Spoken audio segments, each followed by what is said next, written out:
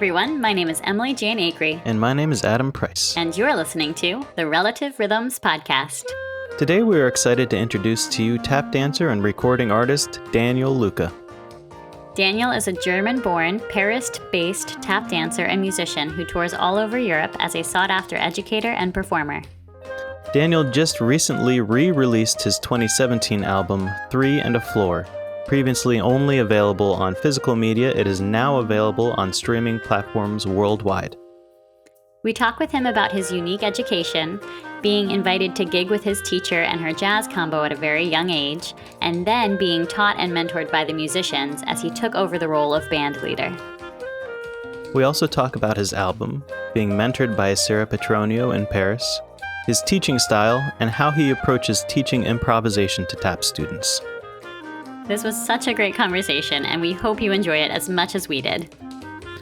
And without further ado, please welcome to the podcast, Daniel Luka.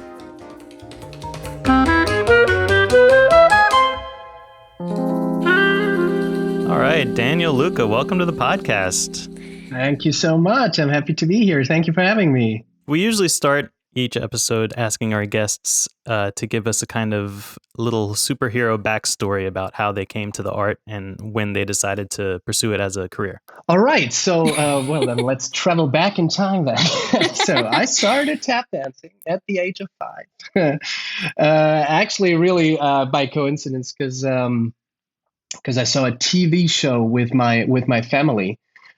Called the Eurovision Song Contest. I don't know if you guys are aware of what the Eurovision Song Contest. I've heard about that. Yes, it's like a huge thing in Europe. It used to be the thing. Like back in the day, we would meet on a Saturday night every year to watch the Eurovision Song Contest, where every European country has like a band or a singer representing the country, and so it's a huge thing. I think it's still a huge thing in Europe. And so we were watching the Eurovision Song Contest, or the Grand Prix Eurovision de la Chanson. Back then it was still a French name. And so every time a musical act wins, the country will be next year's host of the Eurovision Song Contest. So in that year it was Ireland, and they had as an intermission performance a 6-minute piece called River Dance, which was pre-River Dance the show, and then it was just that small little performance where nobody thought it could be like a show or anything. However, we were watching that contest with the whole family, and I just remember seeing that guy flying over the stage, moving his feet quickly, doing all the sounds, just him and drums and the whole. I was blown away. It was like, that's what I want to do. That's so I want to learn that. And that's just the moment, because nobody recorded the show or anything. You couldn't watch it online. That's pre-internet and anything. So it was just the moment. And we were like, okay, to my family, that was tap dance, because nobody knew about Irish dancing back then. Outside of Ireland or maybe the Irish communities in the US, Canada, wherever, nobody knew what Irish dancing was. So in their mind, it was like the guy moved. I think my grandma even said was like, that's a young Fred Astaire kind of person. So to them, it was clear that was tap dance. So we're trying to find a studio to sign me up for a tap dance class, which wasn't very easy to find. But then eventually we found a studio, not in my hometown, but not too far away, but also not around the corner. So it was kind of a mission to get there. Mm-hmm. And they did not really have tap dance classes. They had what they called the RAD, the Royal Academy of Dance System, which is actually ballet. But they also have part of that program is like a small all kind of dance styles thing, where they have a little modern, a little hip hop, and also a little tap dance.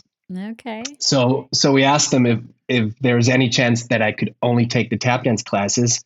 Not because I wasn't interested in doing the whole program, but it was just not that close to my hometown. And I guess because I was a boy, and they said yes, because every studio needs boys, right? So they were like, yeah, of course, you can start right now.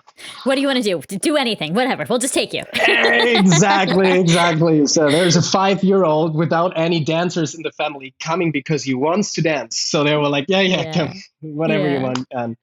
So, and this is actually where I started tap dancing in that small, actually ballet studio within that program, where they offer tap dance classes in the overall RAD system, and so I remember like starting in that school, which was actually not what I expected it to be, because what I saw on TV was so much more spectacular than also the way that she was teaching. Looking back, of course, it was part of that system. So we learned our shuffles on the bar, like, Yeah.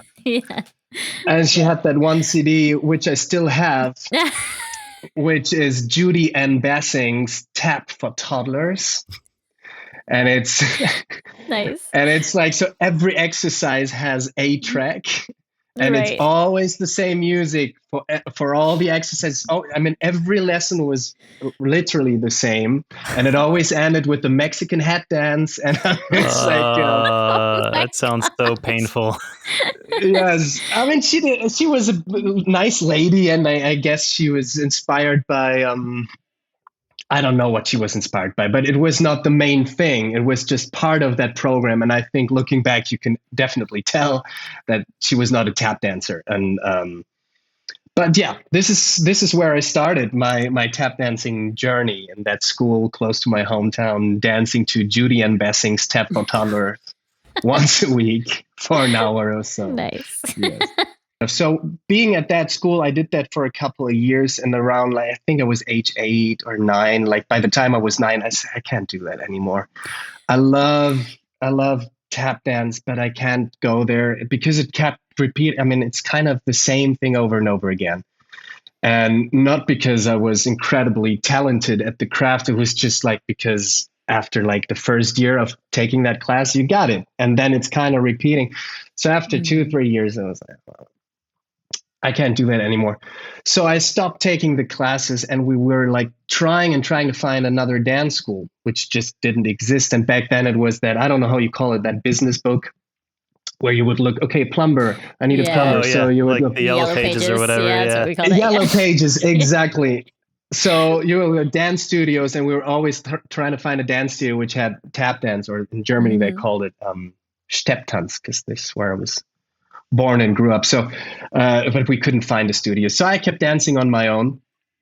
And that was an interesting time, because it was the first time that I realized that I could continue the dance without following that Tap for Toddlers program.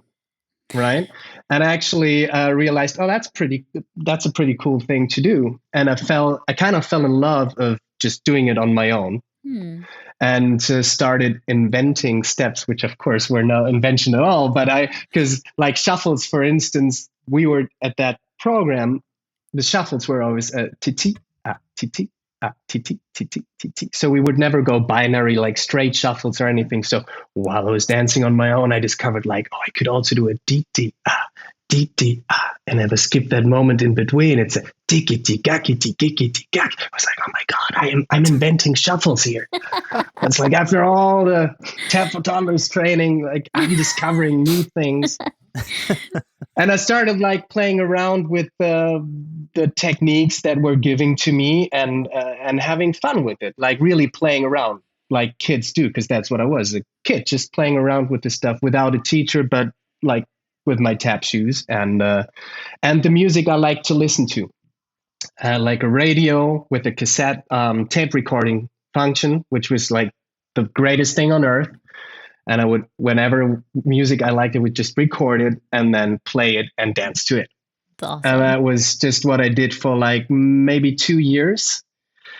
And then finally, within that Yellow Pages, we found there's a new dance studio in town, and they're offering tap dance classes. And that was the greatest luck, because the lady who was teaching at that school was part of that first big wave of Europeans traveling to the US in order to learn from the masters, coming back and then teaching it in Europe. Like in Germany, these were people like Thomas Marek, Sebastian Weber. Her name was Ina Haller. And so they opened that studio. She was offering tap dance classes. I went there, and that was that changed. That was the game changer. First of all, I realized I didn't invent anything. And Nice. then I realized that they were kind of they like to create sound. They like to dance to music. I mean, it was a whole different. It was the very beginning. She was not making fun of me, but she was like, "What are you doing with your arms?" Because we were told for like a flat ball change, we had to do the arms, and like to across the floor with the arms and stuff. So in my head was like, that's just part of it. She was like, Right. so she tried to be nice. She was like, that's cool, but I kind of don't have to do it. I mean, where did you get that from? She was just a cool lady, and she was really into jazz, and it didn't take that long. I think I was a year. So I started dancing with her when I was 11. And by the time I was like 12-ish, she asked me if I want to go gigging with her on the weekends, because she was That's doing awesome. jazz brunches and jazz. So cool. It's not clubs; it was live music pubs Yeah. on the weekends. And my mom, she knew her, and she was like, "Ah, cool, that's your mom then." When you go to a live music, but she was my mom for the night if anybody asked questions or whatever. So we started gigging, because she had a band, a trio. And Wow. most of the time we're the same guys. And so every weekend we went for jazz brunches So or cool. like early evening live music pub gigs. And that was my introduction into that world. And I loved it so much, because she also was not too much into choreography. We had our bits. We had her main influences were Honey Coles, Buster Brown, and Chuck Green. So one of the first routines I learned was the walk around. Yeah. Which, until I saw the footage of the copacetics doing the walk around at one point, was a little boring to me. I was like, do we have to do it again, the walk around? And then, of course, when I discovered who Honey Coles is and the copacetics, I was, oh my God, I'm so blessed but when you're 12, well, however. So we had like little bits to open the set, maybe something in between, but then it was about improv within that context too. So from a very early age on, but that doesn't feel strange to me, because that's kind of what I did before, like listening to music and just doing stuff. And she was absolutely encouraging that. So that was the moment that whole thing started. And to fast forward a bit, by the time I was 14, she, for a variety of private reasons, stopped dancing.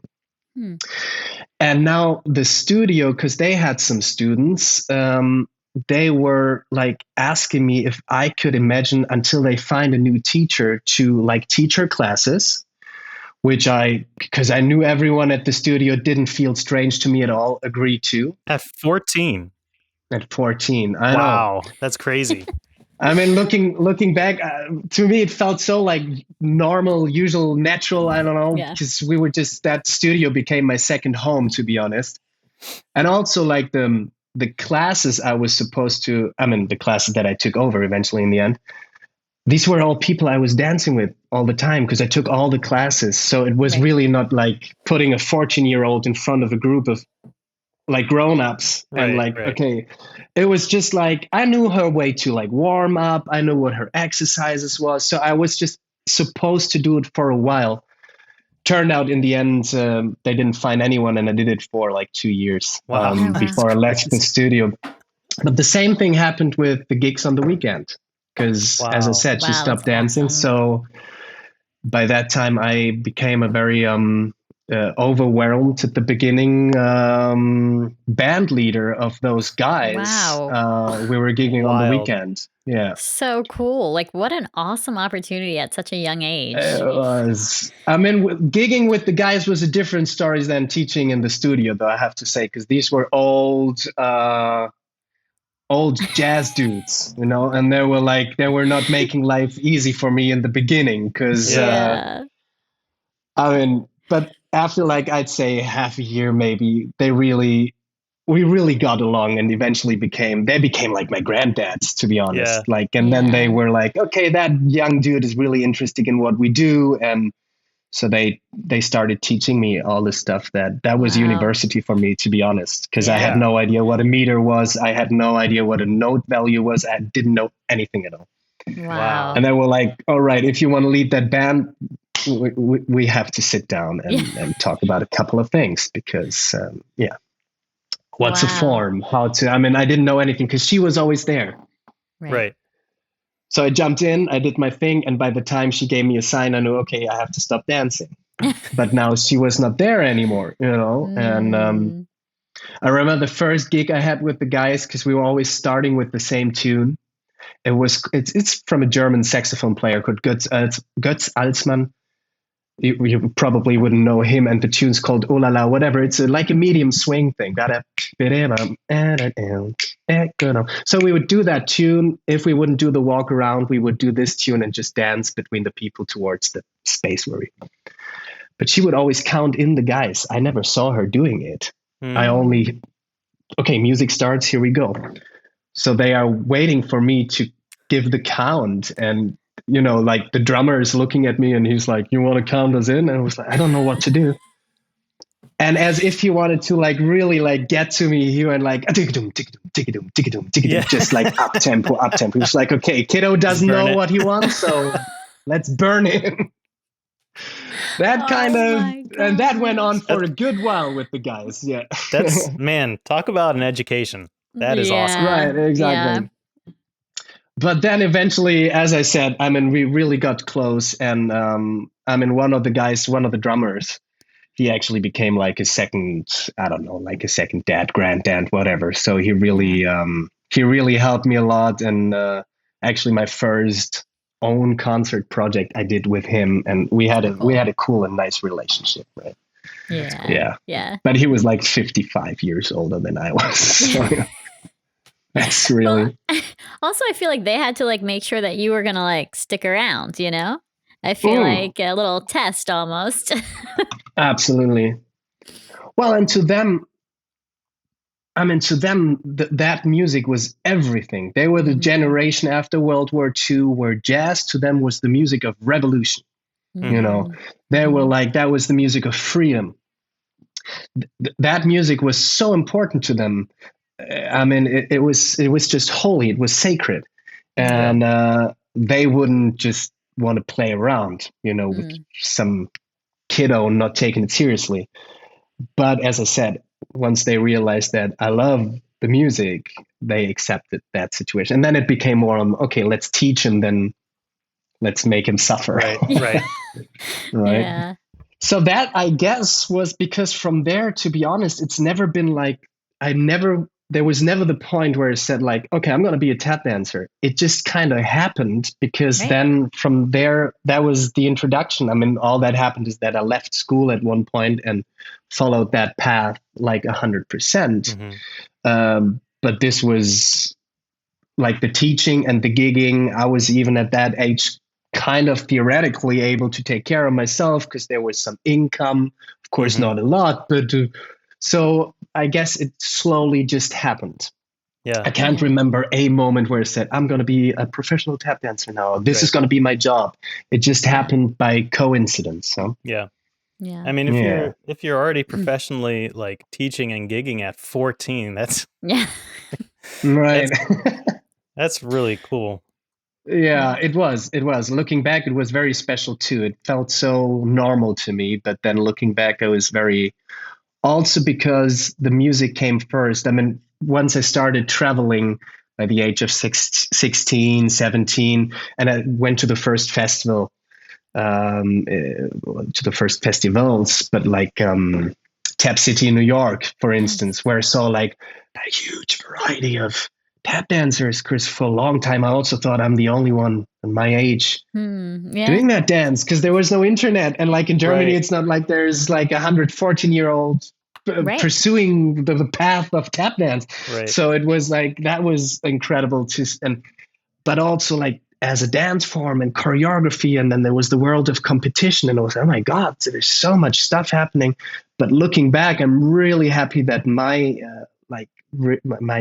introduction into the art form was so connected to the music and less to, I'm not saying less to the dance, but I guess what you guys understand what I mean, like less, I could have been like a competition dancer, then later discovers that music is actually connected to the dance. And so, so looking back, I'm just happy that everything happened as it happened. So.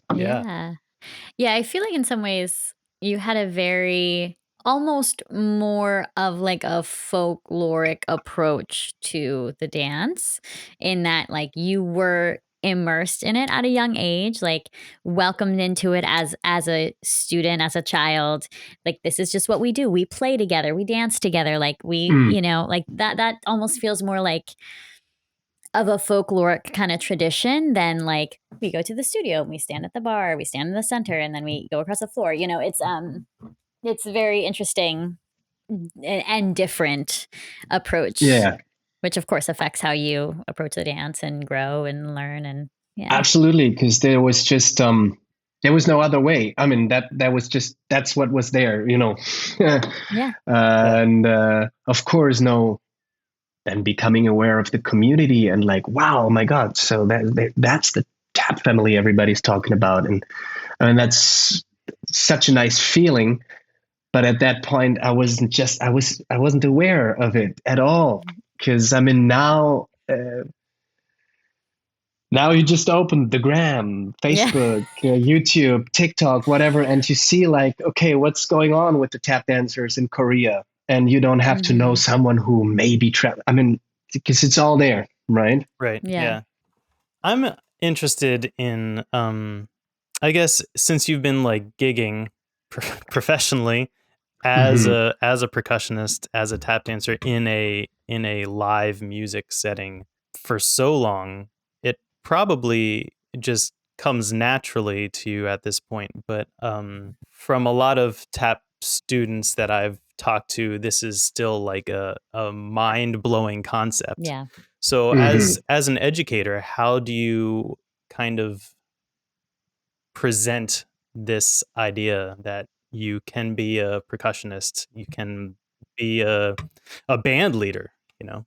Well, the interesting thing, I think there's a variety of things. First of all, there is no, if people have never improvised before in their lives, they can be, I mean, I had people who've been in the shoes for like 40 years.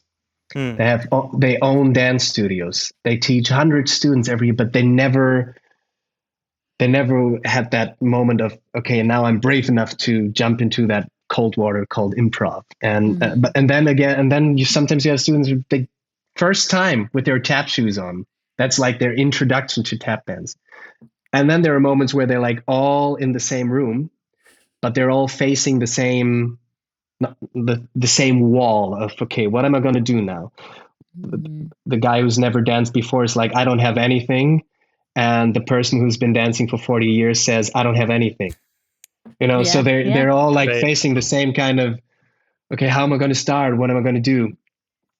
And coming from that background, it's kind of what I'm always trying to do with them is like travel back in time and really start playing like a kid would do, without judgment, Mm. without structure at first, without possibility of mistakes. Just anything can happen. You don't have to be on time, you don't have to be clean. You don't just let's play, right? Yeah. Put on some music and just let stuff happen. So if you take that pressure off their shoulders, that's in my experience a good start at the beginning.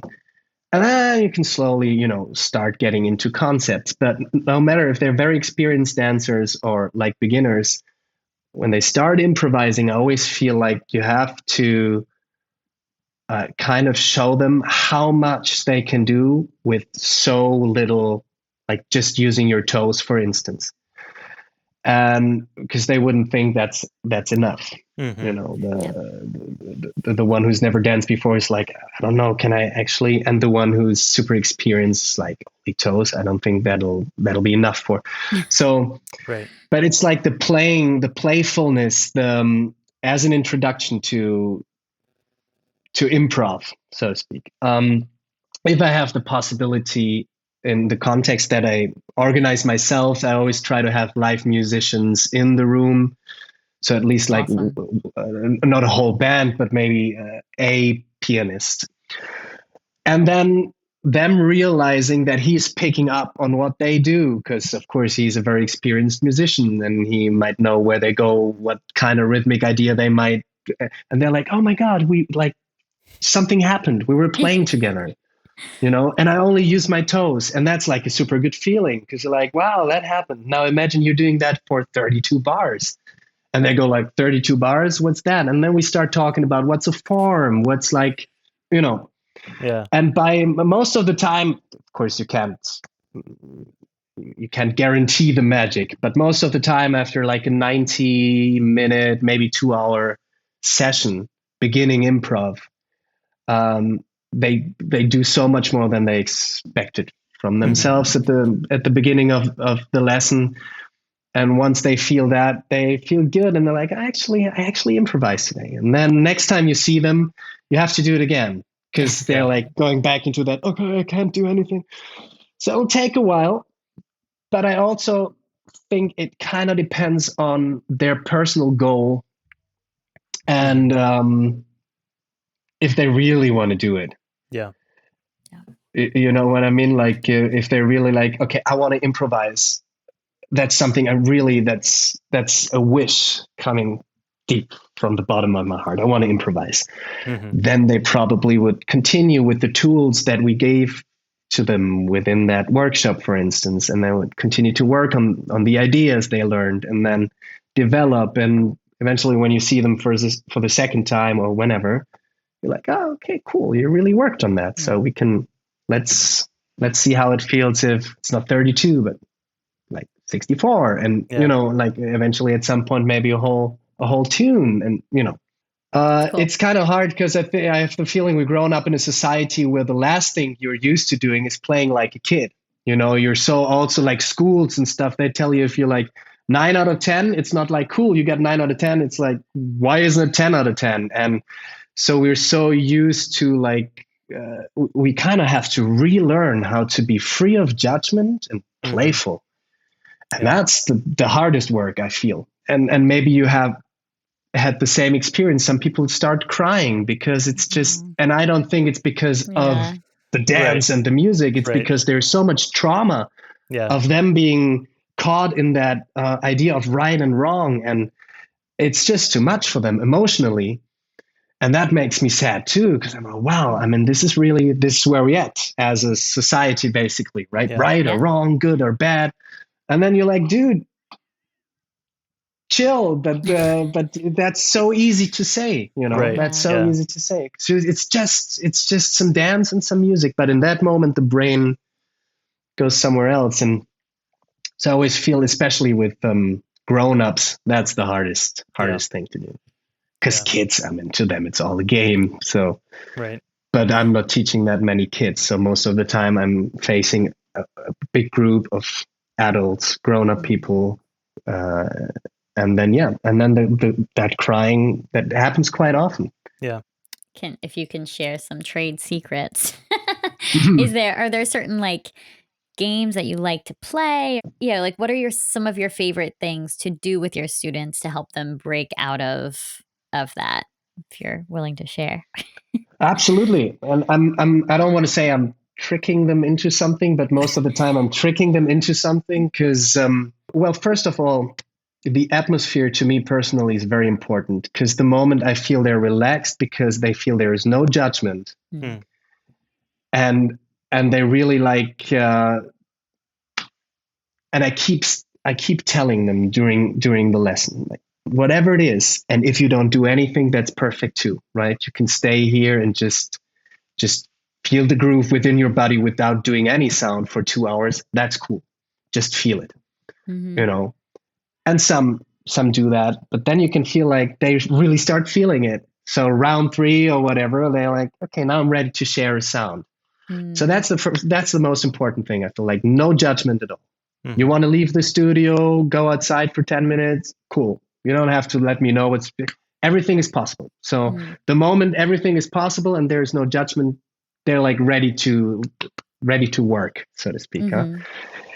The musician is very important to me personally. Having a musician in the studio that is used to not only tap dancing, but also that kind of situation, because he also knows how to support.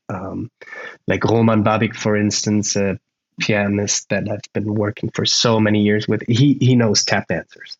And he knows if there's, I mean, even if it's just changing the chords to something slightly more joyful, that sometimes helps to lighten the mood of the person who's dancing. And he's doing a little Walt Disney tickle out there, and they're like, they have to laugh. Or, he's quoting whatever melody that everybody knows. And then we all have to laugh. And that's helping too. Yeah. But what I said earlier is what I try to do is like I'm choosing a tempo which makes them, and then I say, okay, now for the beginning it's just 1 bar each, and they're like, okay, that's good, because 1 bar each is that's pretty. So, but 1 bar into do tap, that's it, right? So then they're like, oh, that's kind of a little short after round 2. So like maybe we should go for like 2, don't you think, guys? And they're like, yeah, but it's 1 bar. I didn't even like put the foot down really, right?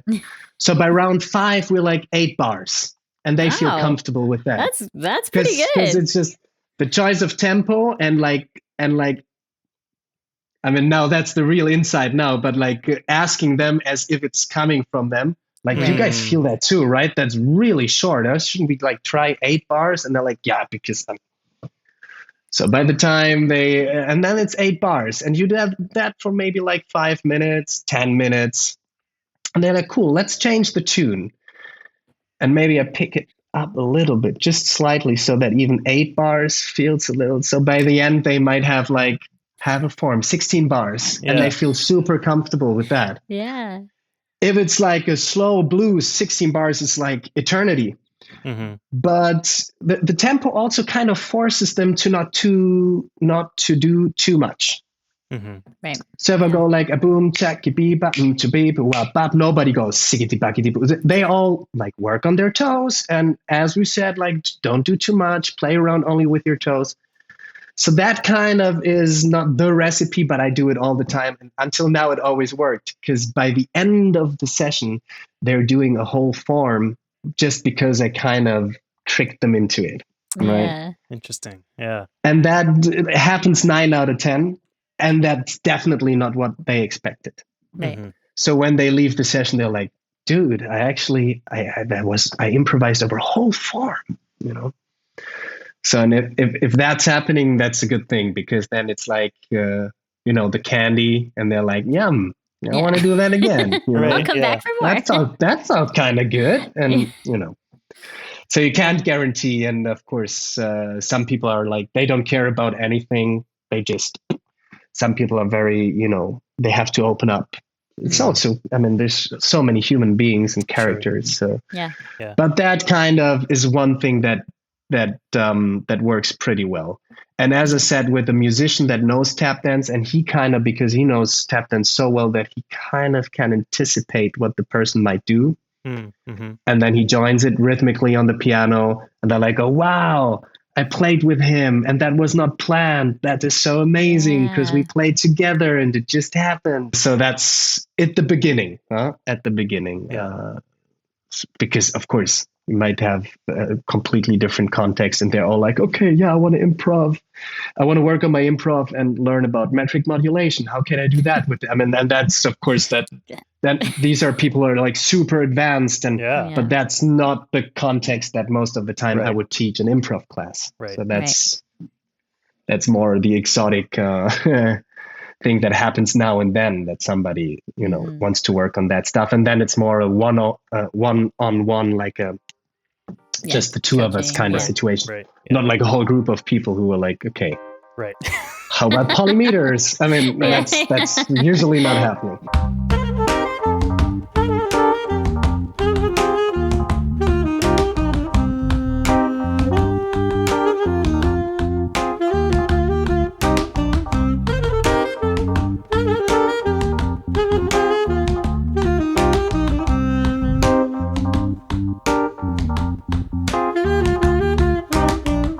This is the Relative Rhythms podcast, and you're listening to our conversation with Daniel Luka. If you like what you hear, please subscribe and leave a review wherever you are listening. And if you'd like to support our work, you can join our Patreon, where we catalog our full, unedited episodes and share extra content, including unreleased music and videos. You can also check out our brand new store, where you can get Relative Rhythms merch. Pick up a t-shirt and show off your nerdiness. Go to relativerhythms.com. Thanks for tuning in, and now back to our conversation with Daniel. I'd love to hear a little bit about your connection with Sarah Petronio and how you got connected with her and mentored by her, and then also through Sarah, but it sounds like through your first teacher as well, your connection to the history of tap dance and your understanding of now how you fit as a German person who lives in Paris or France, how you fit into that history and carry it on and share that the history then with the people that you perform for or teach or coach or. Well, Sarah, to be honest, I mean, she's not only my mentor. I mean, she's just one of the most important persons in my life in general. She didn't only teach me everything I know about tap dance, but also life. And I mean, she's so important to me. I think we first met in New York at the Tap City thing, but we really connected once I moved back to Germany at the end of 2010 to Düsseldorf. Düsseldorf is like a 3.5 hour train ride away from Paris. So, and there was a little announcement of the theater where I was artist in residence back then. And so Sarah was like, email, that Paris is very close, huh? And don't you want to come to Paris and join me for a session? And so she was putting together. I wasn't aware of anything what her plan was, but I think it was for a concert. However, I was like, of course, yeah, I would love to do that. And so eventually, to make a long story short, this is how I started. Like, first time I went to Paris, and I think it was for a Jazz in Motion concert. She called me, but she was looking for a dancer. And I don't know, it's just sometimes stuff happened. By then I was in my early 20s, and I think I was absolutely ready for a mentor. She was absolutely ready to be a mentor. And it was just fate, kind of. And she took me under her wing. And from there, I went to Paris as often as I could to just dance with her. And she has a house at the border of Paris, and the studio is in her house. So this is her basement studio where we had the basement sessions, and we just working on, sometimes just even for a week dancing without any goal, not preparing a show or just because she was sharing her knowledge in the dance, but of course also in the history, because her guru, as she would say, was Jimmy Slide. So all the tap history that I thought I was aware of, I kind of relearned through Sarah, because she was there with all of them, right?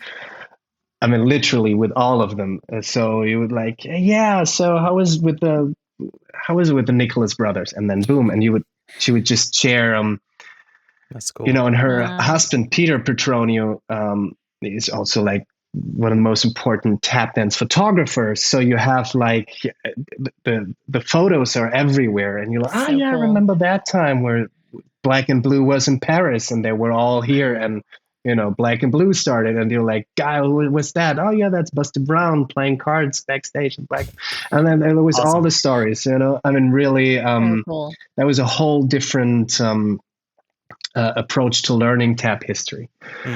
And the dance, to be honest, I would say I had many, many teachers before Sarah, but she became my mentor. And we recently had, I think it was even here at the Paris Tap Festival. I said what I just said. I had many teachers, but she became my mentor. And somebody asked, what's the difference between the teacher and the mentor? And to me, I think the best way to put it is the teachers I had before I met Sarah, they were painters, and I was, they were adding colors to the picture. And Sarah is more of a sculptor. So to her, it's what do I have to take away to see what's the core, what's underneath all these colors? So to her, it's more finding the person, not hiding, but who's that Daniel, for instance, right? So what do I have to take away to really get to know that artist that's in there somewhere, which is a super different approach, and of course also something that's emotionally completely different. But she has her way of teaching without teaching you, actually. Right. Mm-hmm. So I mean, the whole, you can feel that she's coming from that lineage of Jimmy Slide, who wouldn't like teach her steps, but he would like teach her how to be her, and actually just made her dance and express herself without like teaching his steps to her. You see what I mean? So that's the kind of approach Sarah uses when she's teaching. So it was less about like teaching me steps or teaching me technique. It was more about like teaching, making me become aware of who I am and expressing myself through the dance. That's what she did.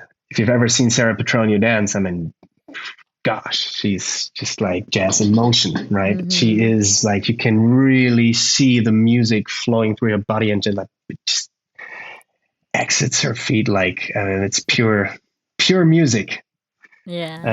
I mean, Jimmy Slide called her the first lady of swing, and I absolutely agree, because dude, whew. And yeah, so being taught by her, she also had her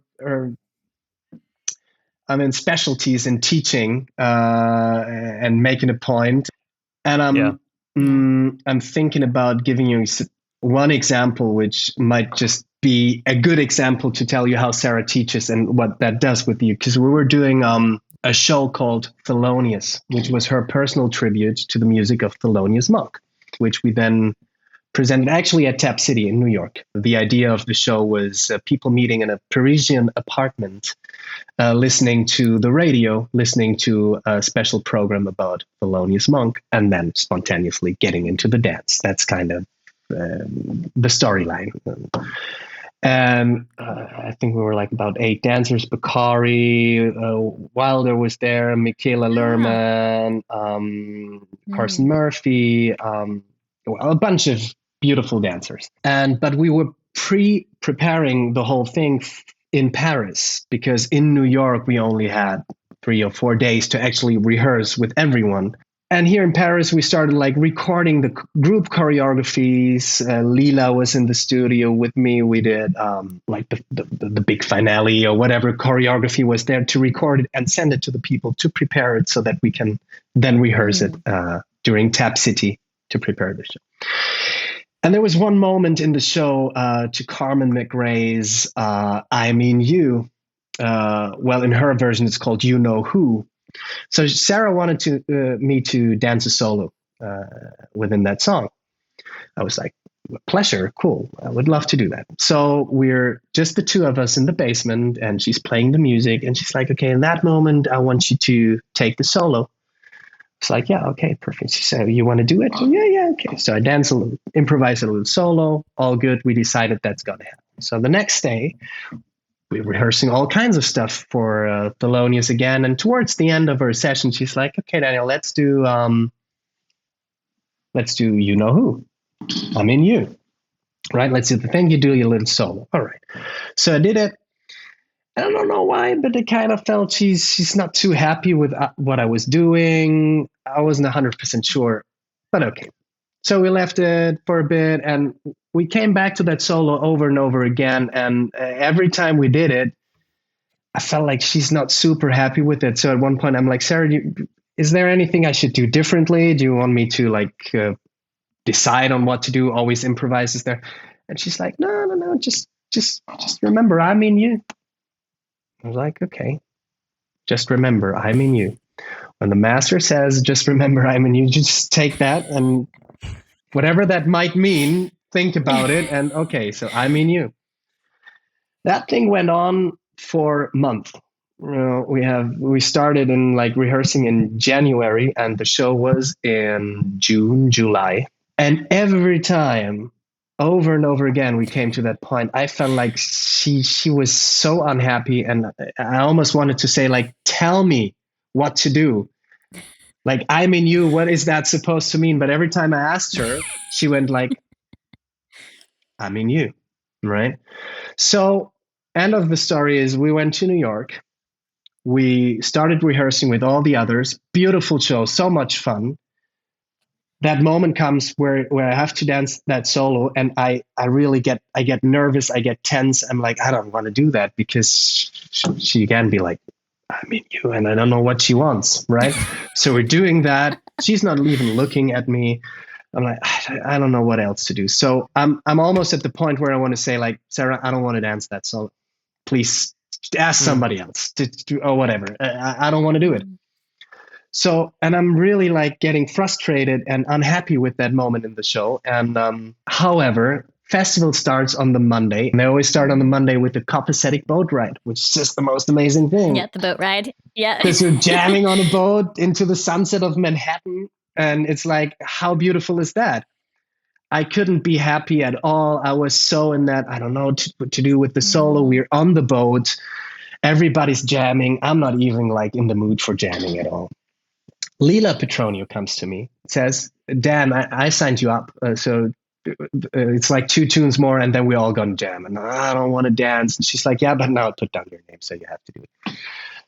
I was like, all right. So we go there and there is 3 bucket drummers who actually were part of another show of a hip hop company coming from Paris, who coincidentally did a performance at Central Park at the same time. And Lila knew them and she invited them to be on the boat and whatever. Cool. So in addition to the band, they had those bucket drummers. And they laid down like a super fast, funky groove. And you hear that groove, and I'm like, you know what? Fuck it. I'm not gonna think about that show now. I'm just gonna put on my shoes and I'm just gonna dance. And I'm just gonna enjoy whatever. So I went out there and I don't know what happened, but I really like let go with that super fast funk groove. And I look up and there's that lantern in the middle of that boat. And Sarah is standing there and she's looking at me and she said, I'm in you. No. And this is where it clicked. I was like, dude, it all made sense. It was like, all she wanted is just like to be yourself. Don't take off that pressure. Don't try to be something else. Just be yourself, be you. Maybe she could have told me just like 6 months earlier. Just, you know what, just be yourself. But that's the way she would teach you. And that's the way she would have been taught by someone like Jimmy Slide. Right. To really learn your lesson, she wouldn't just tell you. She would always be like giving you secret messages that you would have to figure out in a way, you know, or ask you a question which like really makes you think or rethink. And that was just one of many examples. But I think that's a good one to kind of understand how she would teach you, you know. And it was never about like, maybe you should do more slides. Maybe you should put in some fancy wings or whatever. No, it was about like, be yourself. I'm so glad that happened before the premiere. Because then I swear to God, I could so enjoy the show after. Because that was really, lesson learned. There's a variety of stories like that. And I'm very grateful to not only have met her, but that she was like taking me under her wing. And of course, I learned so much about jazz. I mean, she played with Barry Harris and, you know, people like, I mean there's so many jazz icons. She was on tour with Jimmy Slide, man. I mean, when it comes to tap dance, of course, you can learn anything about tap dance with her. But then on a personal level, that's a golden add-on, so to speak, you know, like, and I'm very, very grateful to have her in my life. And through her also to have the connection to Lila, who became like a big sister to me. I mean, she is a big sister to me. And to work with her is, of course, that's another nice thing that happened along the way. And so now I'm here in Paris and feel very connected to that lineage. I want to talk about your album quick. So you released your album in 2017. You recorded it in 2017, and now you just re-released it on streaming platforms, so everyone can rediscover it. I was listening through some of the tracks, and you definitely have like some like straight ahead jazz standards, but there's also a lot of like different world music stuff going on. When you were putting together the album and like composing it and figuring out what songs to do, what was the decision process like, and how much were you involved in the composition process? So I think first of all, that sound that you described, that's very the pianist I recorded the album with is called Roman Babik, and that's his sound. I mean, he's very Okay. sometimes they would call it Balkan-ish, Eastern European. And that's his sound, not because he grew up in that region, that's just his sound. Who grew up in that region is Dmitry Markitantov, who's also featured on the album on saxophone and clarinet.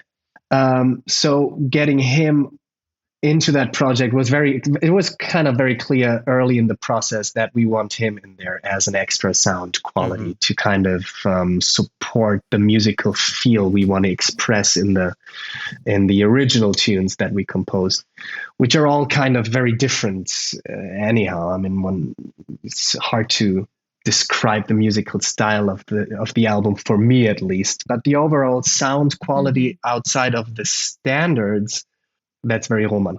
So when we composed the music, like the choice of chords and I mean everything that's happening harmonically, that's Roman, which no matter what he does always is exactly what I would love to hear. I mean, he knows what I want rhythmically, and then it just, but he's also one of the, we could show up to a gig and just don't rehearse at all and play like 2 hours straight without preparing anything. So that kind of happened organically. But when it comes to what you would feel as like Eastern European influence in the choice of like chords, and that's Roman and his choice. Okay. And also like he would tell Dimitri on saxophone, like, okay, now you play the second voice here. And so that's between the two. I had no, Gotcha. Well, maybe sometimes, but it's not really that I said, okay, maybe you should play that chord because that's him. So did Roman bring the scores, the compositions to you, and then you just added the percussion? No. That happened like on the spot. Like for instance, the Gotcha. 3 and the Floor, the title track. It starts with that muted string on the piano. Tick, tick, tick, tick, tick, tick, tick. We were just playing around like foolish little kiddos at a tap jam, at the sound check. Okay. And he was doing that and was like, keep that going for a second. And then he was just like keeping that. And then he would lay down some chords, which actually, and then I put that rumba clave groove, underneath. And that basically became the tune. We had to trick a little bit because it keeps going. So we had to loop electronically, loop that muted string, because then he's using. Oh, gotcha. Yeah. When we play it live, he can't keep it going because he needs both hands to mute and to play the strings. So, right. But yeah, so that just happens at a jam, and then we continued to like develop that idea. But everything else, it was us in the room and actually making decisions, because we had been creating so much music together for like bigger projects, for dancers, for like shows, own projects for other dancers. I just did the choreography, but he was composing the music, that we were like, okay, what of all the stuff that we ever played together could we put on the album? None of it existed. We kind of went new ways, but that was like the starting point. And sometimes he would just play a little something. I would join him. We would just jam until we found something. Oh, that's nice. Yeah. Maybe we should keep that idea. And was that the same then when Dimitri added in? Or did you and Roma, did you play and then find a way to bring Dimitri in? Yeah. Basically, yes. Yes. I mean, these guys, they've been living together as students. They studied jazz at the same academy. So it was not, it's not like bringing in a stranger. It was like we already knew how Dima would sound in that context. Once we brought him in and he started playing, I was like, yeah, exactly. We knew it's going to sound like that, right? But the choice of instrument was not clear. So like, for instance, 3 on the Floor, he's playing the clarinet, which gives it a completely different atmosphere and so much, as he would say, he had seen so much. He had suffered so much in his life, which you can like feel when he's playing the clarinet. Do you have any plans for a second album? Interesting question. Because well, not a second. Well, I have a new duo project with a piano player. She's based in Paris. She's from Russia originally, but she also lives in Paris. And because it's interesting that you asked that question, because literally last week we figured out for a promotional clip of that new project where to do it. And then we were like, actually, we could like not only record the video, but like put the single of the tune out there because it's going to be original music. So that's going to happen in end of January, early February. We have that session. And who knows if by then there is more music. So if that's going to be a whole album, maybe, who knows? But definitely we're putting out that single of the track that we're like also recording as a video, as a promo for that new project. Great. Yeah, we'll take a single. Yes. Yeah, we're very excited too. You heard it here first. And that's definitely going to be a duo thing. So the approach is going to be completely different again. So yeah, but I'm excited about that. So yes, the answer is yes. And great. Yeah, you heard it here first, folks. Yeah. No, well, thank you, Daniel, so much for coming on and sharing and telling us a little bit about your history and your journey. And we're just pumped to watch what's coming from you. Yeah, anytime. Thank you so much. Super fun to like open up to you guys and share. And thank you for the invitation again.